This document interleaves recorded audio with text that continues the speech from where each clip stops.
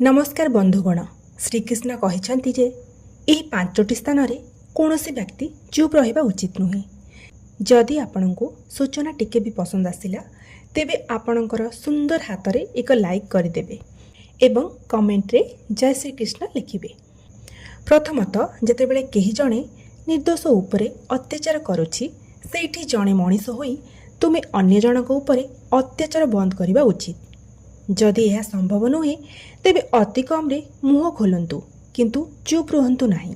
Number 2, जेतेबेले केही तुमर सम्मान को चैलेंज करे एवं जदि केही तुमर अधिकार को छड़ाई नेबाकू चेष्टा करे तेबे शत्रु सम्मुख रे पत्थर परी दृढ़ भाव में छिड़ा हुआ किंतु सही स्थान रे चुप रुह नाही, कारण सही समय यह तुमर धर्म अटे।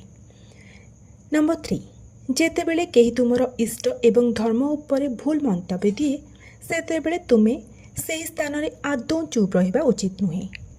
नंबर 4, जेतेबेले केही तुमर मातृभूमि किंबा तुमर पितामाता को अपमान करे तेबे शेष निश्वास पर्यंत तुमर मातृभूमि एवं पितामाता को रक्षा कर।